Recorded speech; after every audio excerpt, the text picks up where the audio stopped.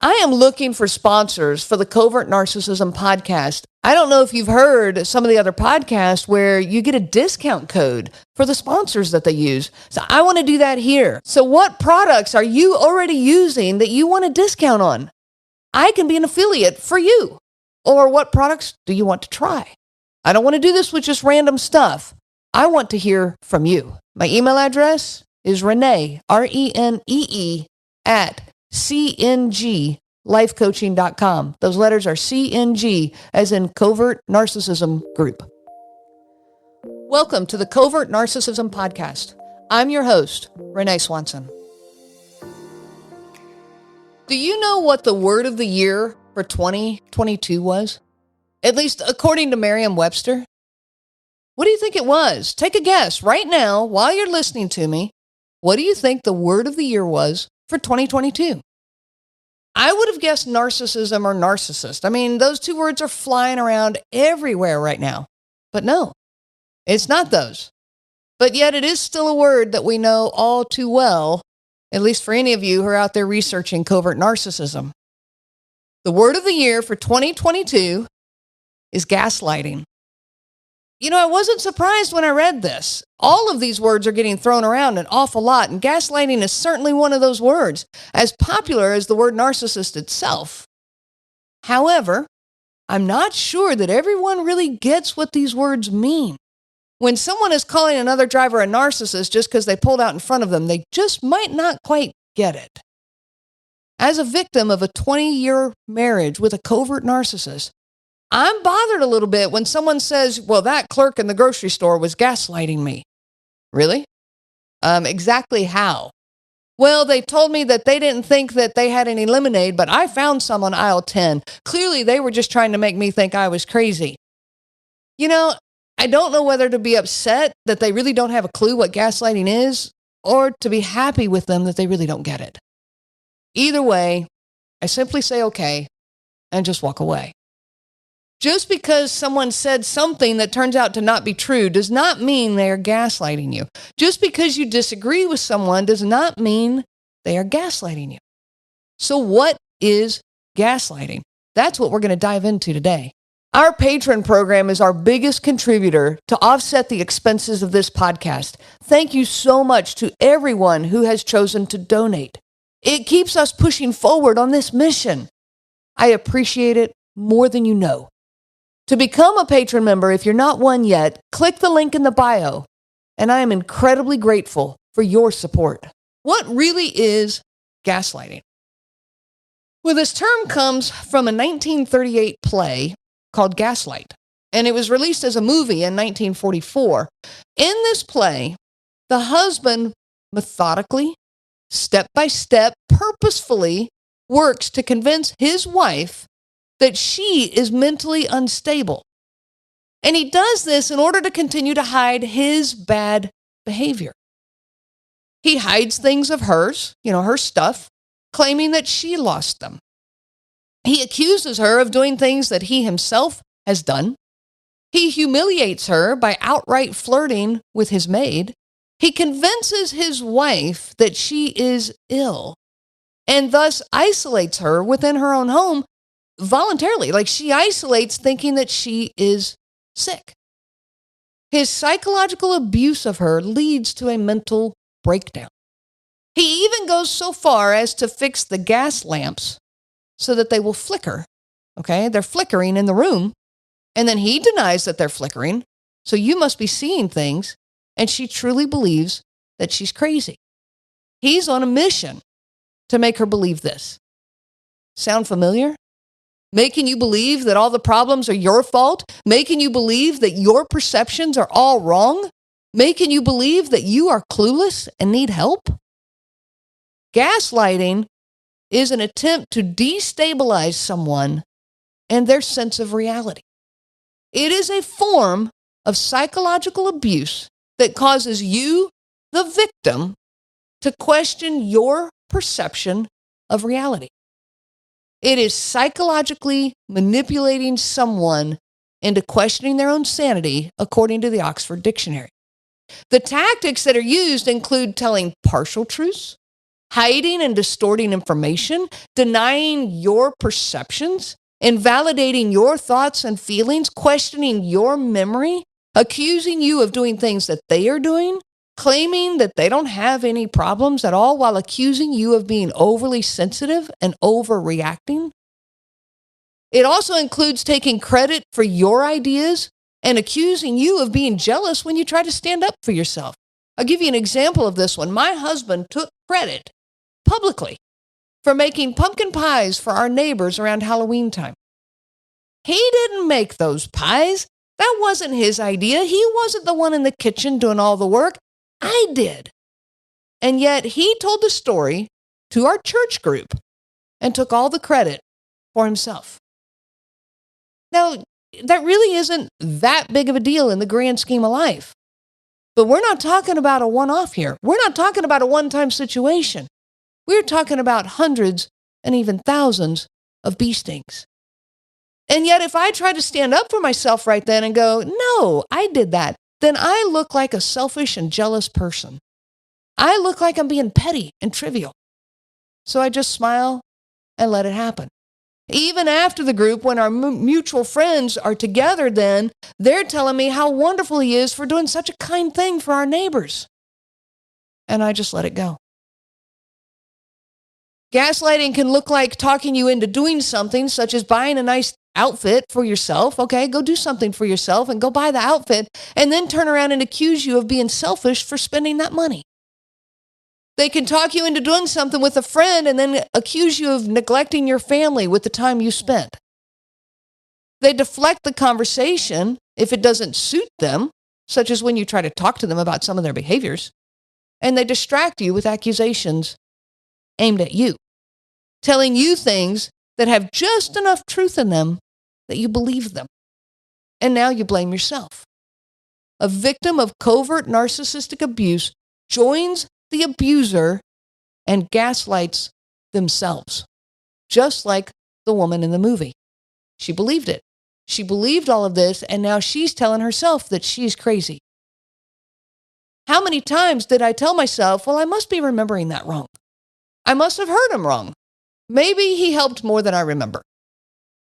And I mean, even things like, sure, I can get angry sometimes, so maybe he's right. Maybe I brought it out of him. On and on this list goes. It must be my fault. I'm going to tell you, gaslighting is very effective. So what's the classic line of gaslighting? The epitome, the number one example that everyone uses. That never happened. You're trying to talk to them about something they said to you that hurt, something that hurt you or something they did. And you just need to clear the air. Like it might even be something small, but you just need to clear the air. It's not, that big of a deal, really. You just need that simple moment of honesty, vulnerability, and reconciliation. But you are never going to get that. With a covert narcissist, it's like you're standing on the Grand Canyon. You're on one side and they're on the other. And trying to find that middle ground, that reconciliation, it's like you're standing in space. There is no ground underneath you. You're just going to fall. So you're trying to talk to them about something they did to you or said to you, and their response, well, that never happened. Well, what do you say to that? Like, how do you even argue with that? I mean, you say, yes, it did, but now it's, yes, it did. No, it didn't. Yes, it did. I feel like we're all like 5 years old again. And they tell you, well, you're remembering it wrong. I never said that. And when you push enough, they might even say, I'm sorry that you think I said it. Well, there's an effective apology. Just add it to the list of icky things that they say. Things that just don't feel right to your soul. I had a long list of that.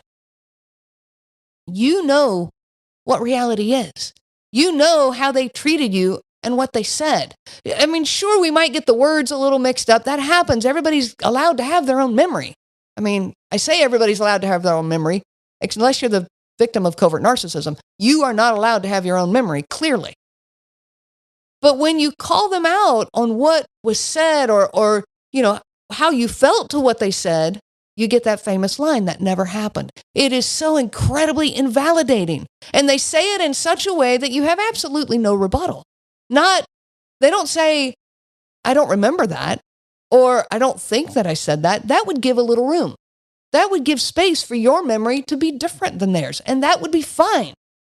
But they don't do that. There is no room for you to maybe be right, not even a little. It's just straight out, that didn't happen. I didn't say that. You are wrong.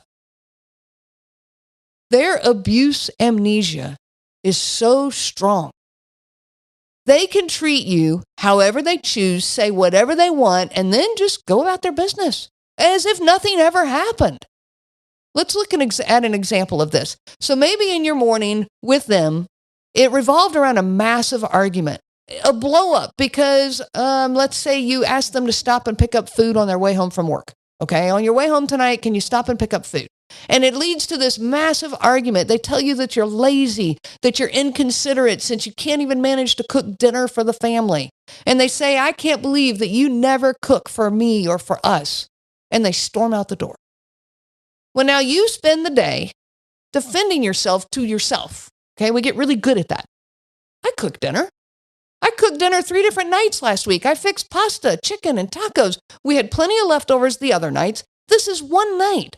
One night that I asked them to pick up food. Why can't they give me one night? And you're making all these arguments inside your head all day long. This goes on and off all day.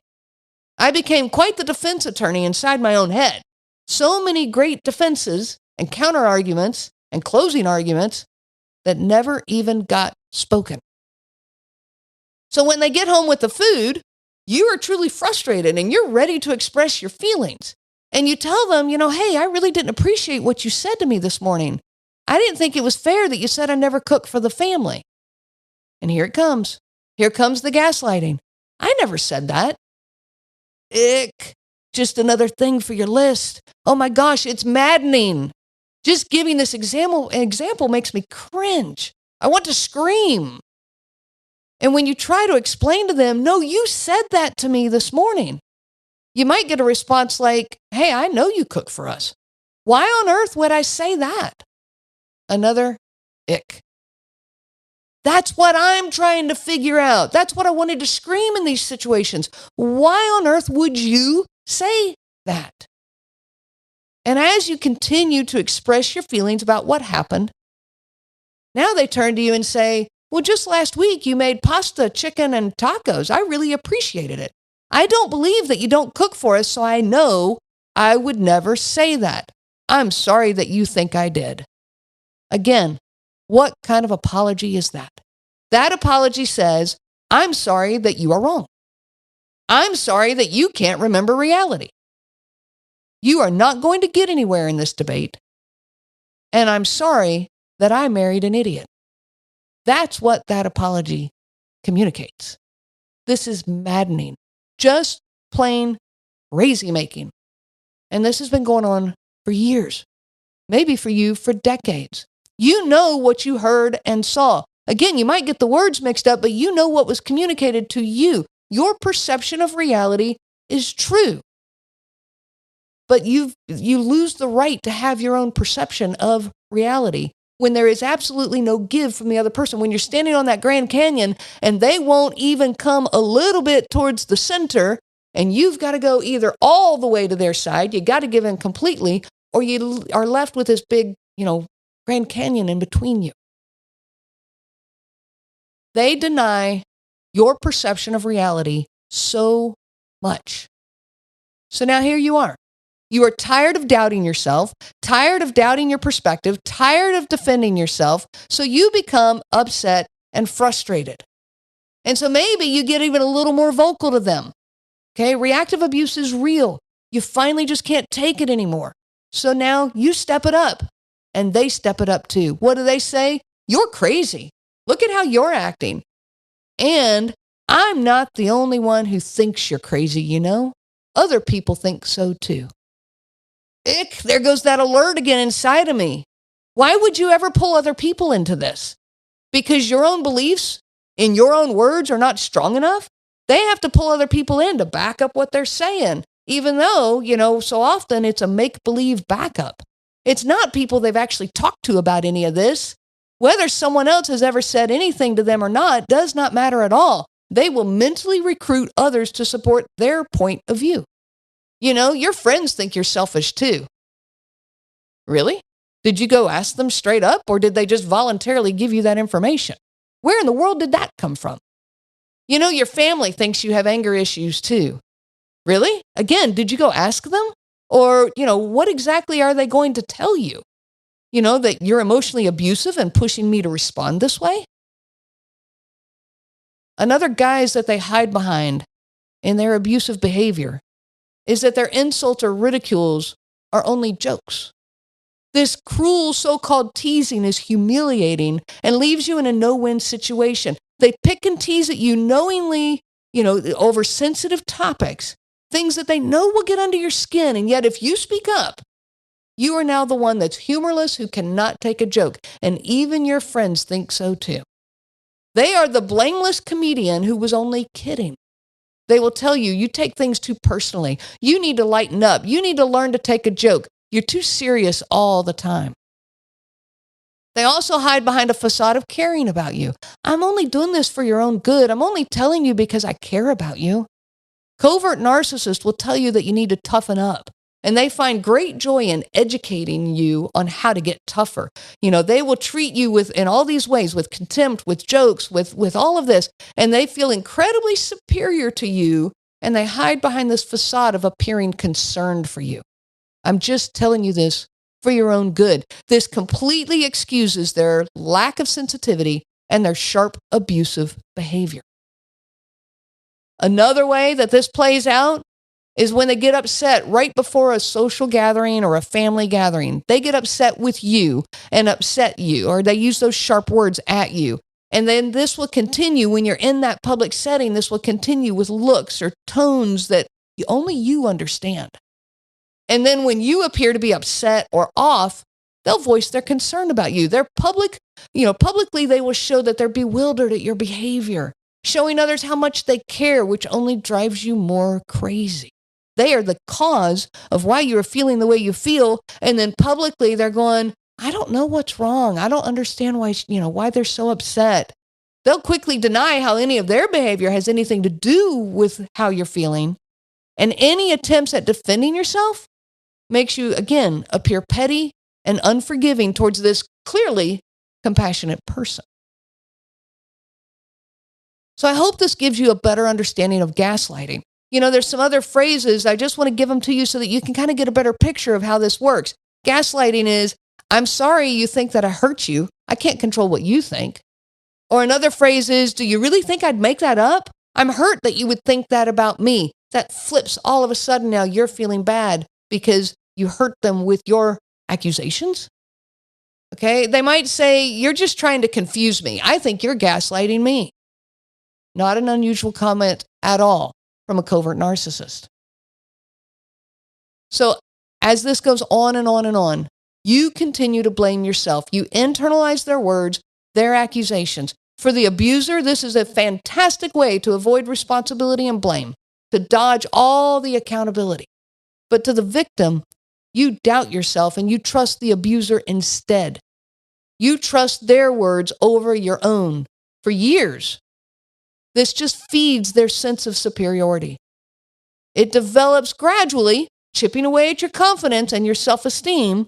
The effects of gaslighting is a lower self-esteem, a lack of confidence, an entrapment, feeling of helplessness, an inability to make decisions, memory problems. They do come because you start believing that they're there.